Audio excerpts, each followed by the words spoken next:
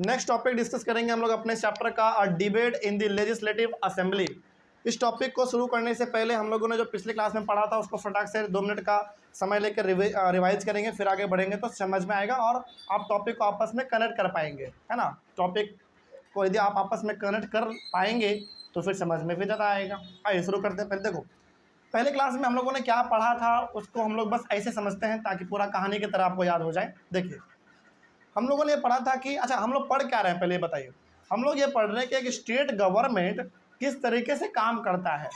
और हमने बोला था कि हमारे इंडिया में 28 स्टेट्स हैं, तो हर स्टेट का अपना अलग अलग गवर्नमेंट है, हर स्टेट से अपना काम करने का तरीका अलग है, लेकिन हर स्टेट में जो चुनाव होंगे, जो लीडर को चुना जाएगा, वो तरीका क्या है, सेम है ना।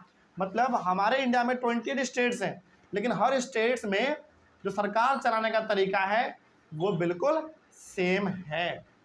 देखो, हर स्टेट का अपना समस्या अलग हो सकता है, चुनौती अलग हो सकता है, लेकिन सरकार चलाने का तरीका, वहाँ पे गवर्नमेंट कैसे चलता है, स्टेट कैसे काम करेगा, हर स्टेट में क्या होने वाला है, वो सेम होने वाला है। ठीक है, आइए शुरू करते हैं। हम लोगों ने ये डिस्कस किया था कि सबसे पहला हमारे इंडिया के 28 स्टेट्स हैं, तो हर स्टेट में चुनाव होता है और हर स्टेट में चुनाव कितने साल पे होता है, 5 साल पे होता है। तो जब भी चुनाव होगा तो स्टेट को क्या किया जाएगा, अलग अलग हिस्सों में डिवाइड किया जाएगा। हम लोगों ने एग्जाम्पल लिया था, एग्जाम्पल आप किसी भी स्टेट का ले सकते हैं, क्योंकि हम लोग बिहार से हैं तो हम लोगों को बिहार समझ में ज़रा आएगा, है ना। तो मान लीजिए बिहार में चुनाव होने वाला है, 3-4 महीने के बाद चुनाव होगा बिहार में, बिहार गवर्नमेंट के लिए। तो बिहार को चुनाव के पर्पज़ के लिए बिहार को 243 पार्ट्स में डिवाइड किया जाता है। क्या हर स्टेट्स को इसी नंबर में डिवाइड किया जाएगा, नहीं, हर स्टेट का पार्ट में डिवाइड करने का जो तरीका है वो क्या है, अलग है। जैसे हमने एग्जांपल देता है कि यूपी में लगभग 400 पार्ट में यूपी को डिवाइड किया जाता है, क्योंकि यूपी का दायरा थोड़ा सा बड़ा है बिहार के मुकाबले, है ना। तो हर स्टेट्स में, हाँ बोलो सर, 243 से बढ़ नहीं सकता। बढ़ सकता है, लेकिन जरूरत पड़ेगा तब, अभी जरूरत नहीं है। ठीक है, मतलब आपका सवाल यह है कि सर बिहार में जब चुनाव होगा तो बिहार को 243 पार्ट्स में डिवाइड किया जाएगा, तो क्या ये बढ़ नहीं सकता है, बढ़ सकता है। जब जरूरत पड़ेगा तब सरकार उसको बढ़ा लेगा, लेकिन अभी फिलहाल कोई ज़रूरत नहीं है। ठीक है, आइए शुरू करते हैं। तो हर स्टेट में 5 साल पे चुनाव होगा, और जब भी चुनाव होगा तो हर स्टेट्स को अलग अलग नंबर्स में डिवाइड किया जाएगा। हम लोग बात करें अपने बिहार का, तो बिहार को डिवाइड किया जाता है 243 पार्ट्स में, और उन्हीं पार्ट्स को हम लोग क्या क्या नाम देते हैं, कई बार हम लोग उसको सीट बोल देते हैं, कई बार हम लोग उसको कॉन्स्टिट्यूएंसी बोल देते हैं, है ना। कई बार हम लोग उसको आम भाषा में, हिंदी भाषा में विधानसभा क्षेत्र बोल देते हैं। क्या बोल देते हैं, विधानसभा क्षेत्र। और चुनाव हो रहा है, इलेक्शन हो रहा है, तो हर पार्टी चुनाव लड़ेगा अपना, कांग्रेस लड़ेगा, बीजेपी लड़ेगा। बिहार के पार्टी के बारे में बात करें तो नीतीश जी का पार्टी जो है वो जदयू, वो चुनाव लड़ेगा। लालू जी का पार्टी का बात करें तो आरजेडी चुनाव लड़ेगा। तो हर पार्टी अपना अपना चुनाव लड़ेगा, और बिहार में 243 पार्ट्स हैं, 243 कॉन्स्टिट्यूएंसी है, तो हर पार्टी अपना अपना कैंडिडेट, अपना अपना उम्मीदवार वहाँ से खड़ा करेगा, ताकि हमारे पार्टी के मेंबर को ज़्यादा से ज़्यादा वोट मिले। लेकिन हर पार्टी अपना मेंबर खड़ा करता है, लेकिन क्या हर पार्टी का मेंबर जीत जाता है, नहीं। जनता तय करेगी, आम आदमी तय करेगा कि जिसको सबसे ज़्यादा वोट मिलेगा वो आदमी वहाँ से जीत जाएगा। तो ओवरऑल हमारे बिहार में 243 कॉन्स्टिट्यूएंसी है, तो टोटल कितने लोग जीतने वाले हैं, 243 लोग जीतने वाले हैं। लेकिन क्या ये जरूरी है कि 243 के 243 लोग एक ही पार्टी से जीत जाए, नहीं, हर पार्टी का अपना अलग अलग आदमी जीतता है। तो जितने भी आदमी जीतते हैं उनको हम लोग इंग्लिश में बोलते हैं member of legislative assembly, short में बोलेंगे एमएलए, और हिंदी में उन्हीं को हम लोग बोल देते हैं विधायक। सिंपल सा बात है, कोई दिक्कत इसमें। चलिए, उसके बाद जिस पार्टी का सबसे ज़्यादा एमएलए जीता होगा चुनाव में, वही पार्टी क्या बनाने वाला है, स्टेट में गवर्नमेंट बनाने वाला है, सरकार बनाने वाला है। और वही सारे लोग, यानी कि जिस पार्टी के लोग सबसे ज़्यादा चुनाव जीते हैं, इलेक्शन जीते हैं, फिर वही सारे लोग मिलकर डिसाइड करेगा कि हमारा लीडर कौन होगा, और वही लीडर क्या कहलाता है, चीफ मिनिस्टर कहलाएगा, यानी कि मुख्यमंत्री कहलाएगा। तो कहने का मतलब यहाँ पे यह है कि मुख्यमंत्री को कौन चुनेगा, एमएलए चुनेगा। कौन एमएलए चुनेगा, क्या 243 एमएलए चुनेगा, नहीं, केवल वो एमएलए चुनेगा चीफ मिनिस्टर को जिस पार्टी का एमएलए सबसे ज़्यादा जीता होगा। और जो पार्टी सबसे ज़्यादा एमएलए को जीतता है यानी कि जिस पार्टी का एमएलए सबसे ज्यादा चुनाव जीतता है उस पार्टी को हम लोग या तो मेजॉरिटी पार्टी बोल देते हैं या फिर रूलिंग पार्टी बोलते हैं। तो रूलिंग पार्टी का एमएलए ही चूज करेगा अपने लीडर को और वही लीडर कहलाता है उसका चीफ मिनिस्टर। फिर चीफ मिनिस्टर क्या करता है? चीफ मिनिस्टर चूज करेगा मिनिस्टर्स को, यानी कि मंत्री को। चीफ मिनिस्टर जैसे हमारे हर स्टेट में होता है अलग अलग विभाग, शिक्षा विभाग, स्वास्थ्य विभाग, सड़क विभाग, है ना, भवन निर्माण विभाग, हर प्रकार का डिपार्टमेंट अपना अलग अलग विभाग होता है। तो मुख्यमंत्री यानी कि चीफ मिनिस्टर फिर चुनेंगे हर डिपार्टमेंट का अपना अलग अलग मिनिस्टर्स। इतना हो गया, यानी कि सभी एमएलए ने मिलकर अपना चीफ मिनिस्टर भी डिसाइड कर लिया, मिनिस्टर्स भी डिसाइड हो गया कौन कौन बनेगा। अब हर स्टेट का एक एक गवर्नर होता है। गवर्नर उन सारे मिनिस्टर्स को उन सारे मिनिस्टर्स को और चीफ मिनिस्टर को इनवाइट करता है, अपने यहाँ पे बुलाता है। क्यों बुलाता है? नाश्ता करवाने के लिए नहीं, शपथ ग्रहण करवाने के लिए कि भैया आप मुख्यमंत्री हैं, आप मंत्री हैं, केवल अभी आप चुने गए हैं, बने नहीं हैं आप। जब तक आप हमारे सामने आके शपथ नहीं लेंगे, ओथ नहीं लेंगे, जिसको आप कहते हैं कसम खाना, कसम नहीं खाएंगे, तब तक आप मंत्री चीफ मिनिस्टर नहीं हैं। तो आपने देखा होगा कि हर स्टेट में जब चुनाव होता है तो मंत्री और चीफ मिनिस्टर जाते हैं कहाँ पे? गवर्नर के पास, और उसका लाइव टेलीकास्ट टीवी पे होता है ताकि सारे लोग देख सके कि शपथ कौन कौन ले रहा है, कौन मंत्री बना, कौन मुख्यमंत्री बना, सब कुछ। ठीक है, तो अभी हमारे बिहार में 4 महीने के बाद चुनाव होगा। आप देखिएगा टीवी पे आएगा लाइव कि ये जो हमारा राजभवन यहाँ पे है, वहाँ पे गवर्नर हाउस है। तो वहाँ पे जब आप जाएंगे, मतलब वहाँ पे गवर्नर सारे बिहार के मंत्रियों को, चीफ मिनिस्टर को बुलाएंगे और शपथ ग्रहण करवाएंगे। उसके बाद एक पेपर पे साइन करना होता है। जब आप शपथ लेके गवर्नर के सामने आप शपथ लेंगे उसके बाद जब आप पेपर पे साइन कर देंगे तब जाकर आप ऑफिशियली क्या बन चुके हैं? मंत्री और चीफ मिनिस्टर जो भी हैं बन चुके हैं। यहाँ तक कहानी हम लोग पढ़ चुके थे, यहाँ तक में कोई दिक्कत नहीं था। और चूँकि हर मिनिस्टर अपने अपने डिपार्टमेंट का हेड होता है तो उस डिपार्टमेंट में जो करना है वही उसका देख रेख करेगा। जैसे मान लीजिए एक मंत्री है जिसको मिला है स्वास्थ्य विभाग, मतलब हेल्थ डिपार्टमेंट उसको मिला है, तो हेल्थ से जुड़ा हुआ जितना भी समस्या होगा, समाधान होगा, सब वही देखेगा। ठीक है, अब कहानी समझ में आया पूरा? चलिए आइए हम लोग अब टॉपिक पे आते हैं। अच्छा एक बात और, हाँ एक बात और, सबसे इम्पोर्टेंट तो हम लोगों ने मिस कर दिया कि ये सारे के सारे एमएलए, मिनिस्टर्स, चीफ मिनिस्टर कहाँ बैठते हैं भाई? लेजिस्लेटिव असेंबली में बैठते हैं, और इसको हम लोग कहते हैं विधानसभा। ये हर स्टेट में होता है, और यहीं पे बैठ के ये सारे लोग स्टेट के लिए क्या करेगा?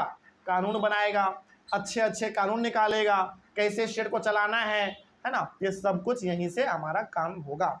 जैसे अभी हम लोग देखते हैं कि हमारे बिहार में शराब बंद है, यानी कि हमारे बिहार में अल्कोहल मतलब शराब बंद है हमारे बिहार में। तो ये जो कानून निकाला गया होगा, कहाँ पे निकाला गया होगा? लेजिस्लेटिव असेंबली में, विधानसभा में। तो हुआ क्या होगा समझिए पहले, विधानसभा में सभी ने मिल के इस बात पे राजी अपना जताया होगा, मतलब अपना मंजूरी दिया होगा कि हाँ वाकई में बिहार के अंदर शराब बंद होना चाहिए। तो हो गया। तो कोई भी स्टेट में कानून निकलेगा तो कहाँ से निकलेगा? विधानसभा से निकलेगा। कौन बनाएगा? उसमें किसका किसका हाथ है? मंत्री का, एमएलए का, चीफ मिनिस्टर्स का, इन सभी का हाथ होता है। ठीक है, ये हम लोग डिस्कस कर चुके थे। आइए अगला टॉपिक है हमारा debate in the legislative assembly, यानी कि जो विधानसभा है उसमें कोई भी कानून वगैरह जब निकलता है तो डिबेट होता है। क्या लगता है आपको कि सारे लोग चाहते होंगे कानून पास हो जाए? नहीं, क्योंकि उस विधानसभा में वो आदमी भी बैठा हुआ है जो एमएलए तो बन गया लेकिन उसका पार्टी सबसे ज़्यादा सीट यानी कि सबसे ज़्यादा वोट नहीं जीत पाया। मतलब कि रूलिंग पार्टी के भी आदमी बैठे हुए हैं और अपोजिशन पार्टी के भी आदमी उसमें बैठे हुए। अपोजिशन मतलब कौन? जो कि चुनाव जीत तो गया है लेकिन सरकार वो नहीं बना पाया है, सरकार का वो पार्ट नहीं है। तो विधानसभा में दोनों प्रकार के लोग होते हैं, अपोजिशन भी और रूलिंग भी होते हैं। तो क्या लगता है आपको कि हर आदमी चाहेगा कि कोई भी कानून पास हो जाए? जो रूलिंग पार्टी है, जो गवर्नमेंट में है, वो तो चाहेगा कि इस कानून पास हो जाए, लेकिन जो सरकार में नहीं है, अपोजिशन में है, वो क्या चाहेगा हमेशा कि कोई कानून पास हो ही ना। क्योंकि अपोजिशन का काम ही होता है टांग खींचना, उसको काम ना करने देना, तभी तो अगले बार चुनाव में वो बोल पाएगा कि इसने कोई काम नहीं किया, इसको अगला बार वोट मत देना, वोट हमको देना। समझ में आ रही है बात? इससे काम चलता रहता है। तो आइए देखते हैं कि आखिर लेजिस्लेटिव असेंबली में डिबेट कैसे होता है, समझिएगा ध्यान से। MLAs can express their opinions and ask questions related to the issue or give suggestions about what should be done by the government। अब हर MLA अपने अपने कॉन्स्टिट्यूएंसी से आया है जीत के। हमारे बिहार में कितना कॉन्स्टिट्यूएंसी है? 243 कॉन्स्टिट्यूएंसी है। तो हर MLA किसी न किसी कॉन्स्टिट्यूएंसी से बिलोंग करता है, उसको वहाँ के लोगों ने सबसे ज़्यादा वोट दिया होगा तभी वो जीता है या ना? तो हर MLA अपने अपने कॉन्स्टिट्यूएंसी का, अपने अपने एरिया का समस्या वहाँ पे रखता है और उसका वो समाधान चाहता है। तो हर MLA को अपने अपने समस्या का समाधान चाहिए होता है। तो आप देखेंगे कभी ध्यान से तो टीवी पे उसका लाइव टेलीकास्ट आता है, मतलब टीवी पे भी वो आ जाता है कि हर MLA अपने अपने एरिया में क्या काम करना है, क्या नहीं करना है, उसका पैसा कैसे आएगा, वो सब वहाँ पे वो लोग चर्चा करते हैं, अपना डिबेट करते रहते हैं। ठीक है। और जो अपोजिशन वाला होता है वो भी अपना बहुत अच्छा काम यहाँ पे करता है। पता है क्या? वो सीधा सवाल पूछेगी कि अभी तक आपका सरकार क्या कर रही है। जैसे मान लीजिए गलती से रोड एक्सीडेंट हो गया, तो यहाँ पे बोलने का मौका किसको मिल जाएगा? अपोजिशन को, कि आपकी सरकार क्या कर रही है, रोड एक्सीडेंट हो जा रहा है, दिन दहाड़े लोगों को गोली मार दिया जा रहा है, मर्डर हो जा रहा है। तो मतलब जो भी समस्या होता है वहाँ पे उसके बारे में डिस्कशन होता है और उसका समाधान निकाला जाता है। ठीक है। तो हर MLA अपने अपने पार्ट के भलाई के बारे में वहाँ पे बोलता है, उसके एरिया में क्या समस्या है, उसको कैसे दूर करना है, वो सब वहाँ पे डिस्कशन चलता रहता है। ठीक है। आगे, the minister then replies to the questions and tries to assure the assembly that adequate steps are being taken. अब होता क्या है थोड़ा वो समझिए। जैसे मान लीजिए कोई एक ऐसा कॉन्स्टिट्यूएंसी है, मतलब कि एक ऐसा इलाका है जहाँ पे एक भी सरकारी हॉस्पिटल है ही नहीं। मान लेते हैं, मान लीजिए सपोज करिए कि एक सरकारी, मतलब कि एक कॉन्स्टिट्यूएंसी है, वहाँ पे कोई सरकारी अस्पताल है ही नहीं। तो वहाँ का MLA विधानसभा में क्या आवाज़ उठाएगा? यही आवाज़ उठाएगा ना कि हमारे भी इलाका में एक सरकारी अस्पताल बनना चाहिए। तो बताओ, अस्पताल से जुड़ा हुआ मामला है तो इस सवाल का जवाब कौन देगा? हेल्थ मिनिस्टर देगा। सही बात है कि नहीं है?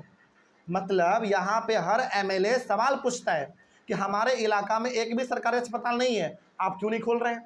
हमारे इलाका में एक भी सरकारी स्कूल नहीं है, आप क्यों नहीं खोल रहे हैं? तो हर MLA अपने अपने इलाका का समस्या वहाँ पे बताता है और जवाब किसको देना है?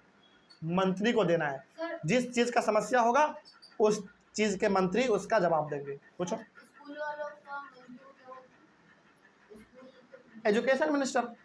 जैसे मान लीजिए कोई ऐसा इलाका है जिसमें एक भी सरकारी स्कूल नहीं है, आंगनबाड़ी नहीं है, बच्चा पढ़ ही नहीं पा रहा है, तो वहाँ का MLA क्या आवाज़ उठाएगा कि हमारे इलाका में एक भी सरकारी स्कूल नहीं है, तो सरकार से क्या चाहेगा कि हमारे इलाका में सरकारी स्कूल बने। तो बताओ उसका जवाब कौन देगा विधानसभा में?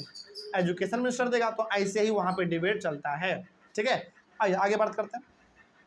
The chief minister and the other ministers have to take decisions and run the government। सारे चीज़ों को सुनने के बाद मिनिस्टर्स और चीफ मिनिस्टर आपस में बैठेगा, मीटिंग करेगा और देखेगा कि हाँ भाई सही में उसके इलाका में एक भी सरकारी अस्पताल नहीं है, सही में उसके इलाका में एक भी सरकारी स्कूल नहीं है। तो फिर वो लोग डिसाइड करेगा कि इसके इलाका में स्कूल और अस्पताल दोनों खोला जाए, तब वहाँ पे खुलता है।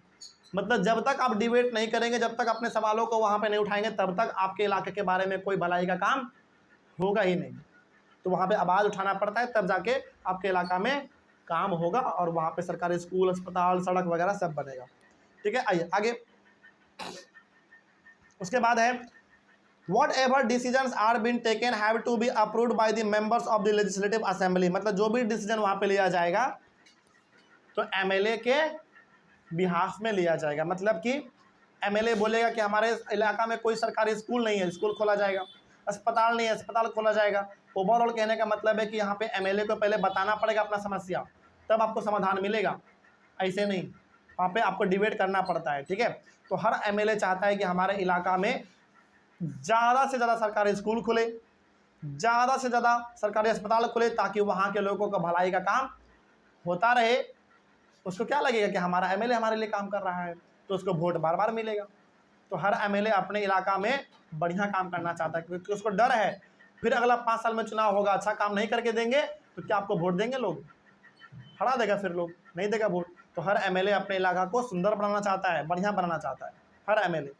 ठीक है, अगला यहाँ पे गवर्नमेंट का डेफिनेशन है। गवर्नमेंट कुछ नहीं है, बेसिकली क्या है गवर्नमेंट? एमएलएज का, मंत्रियों का, इस सबका क्या है? ग्रुप को ही हम लोग कहते हैं गवर्नमेंट।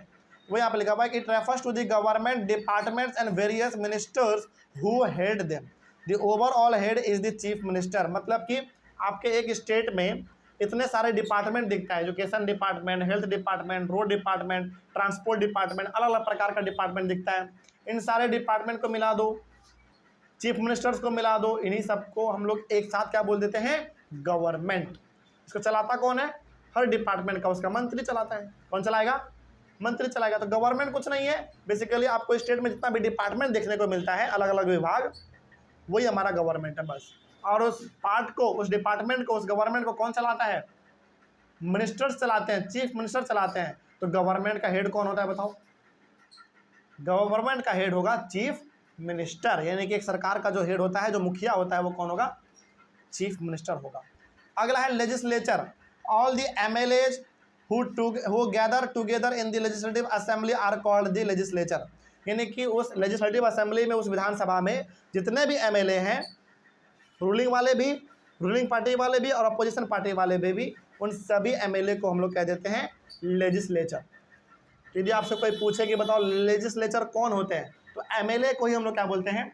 लेजिस्लेचर। थोड़ा जिसके बारे में आपको और जानना हो तो इतना ध्यान रखिएगा कि जो कानून बनाएगा वही हमारा कहलाएगा लेजिस्लेचर। तो कानून कौन बना रहा है भाई?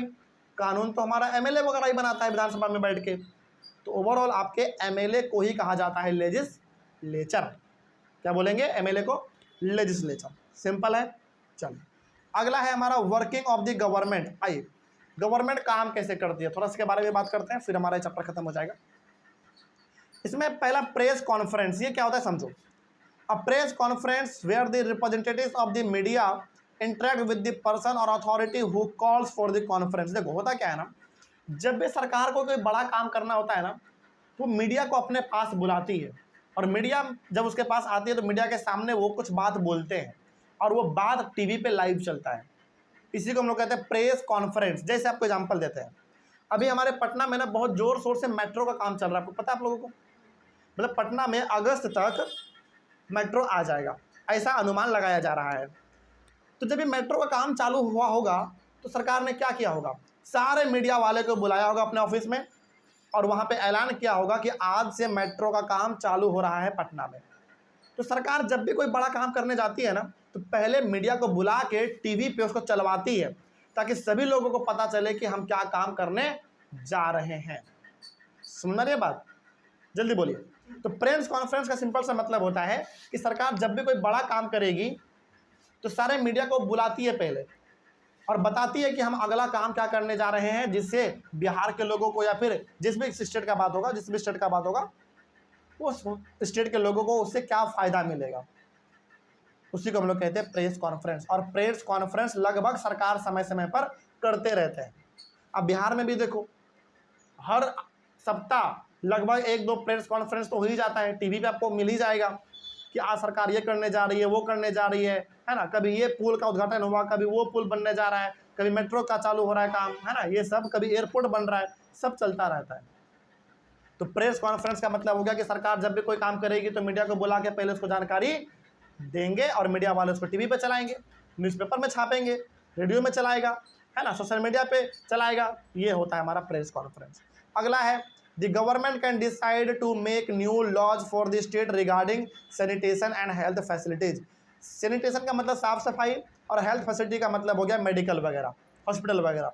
तो सरकार केवल क्या इसी दोनों को लेकर कानून बनाती है? नहीं, ये तो बस वो एग्जाम्पल है। यानी कि आपके स्टेट में जितने भी भलाई के काम हैं, भलाई वेलफेयर का काम है, वो सब कौन करेगा? गवर्नमेंट ही करेगा। ओवरऑल कहने का मतलब यहाँ पे ये है कि आपके स्टेट में कहाँ हॉस्पिटल बनेगा, कहाँ स्कूल खुलेगा, कहाँ सड़क बनेगा, कहाँ हाईवे बनेगा, और कहाँ मेट्रो बनेगा, कहाँ एयरपोर्ट बनेगा, सब आपके गवर्नमेंट ही डिसाइड करेंगे। समझा क्या बात? ओवरऑल कहने का मतलब है कि आपके पूरे स्टेट का जिम्मेदारी किसके पास होता है? आपके स्टेट के गवर्नमेंट के पास होता है। ठीक है, जैसे हमारे बिहार में जो कुछ भी होगा इसके लिए जिम्मेदार कौन होगा? हमारा सरकार। अच्छा खराब जो भी होगा सरकार होगा, है ना। आगे, इट में also ensure that a health worker is appointed in every village. देखो, केवल क्या हॉस्पिटल बना देना ही बड़ा बात है, उस हॉस्पिटल में डॉक्टर पहुंचाना, दवाई पहुंचाना, पूरा फैसिलिटी पहुंचाना, हेल्थ वर्कर पहुंचाना, ये सब भी किसका काम है?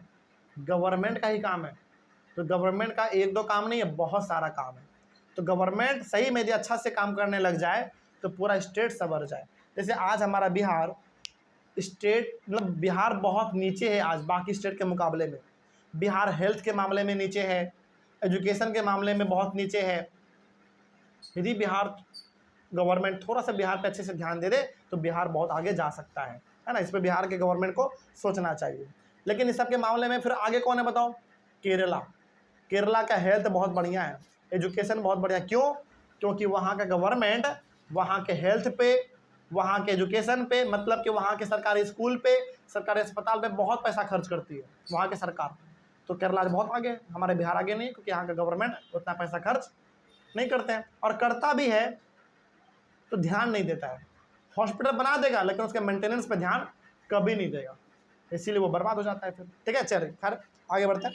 तो ये हो गया हमारा पूरा का पूरा कहानी। अगला है laws for the entire country are made in the parliament. अब समझिए, हर स्टेट का जो कानून बनेगा वहाँ के विधानसभा में बनेगा, लेकिन पूरे कंट्री के लिए जो कोई कानून बनेगा तो वो कहाँ बनेगा?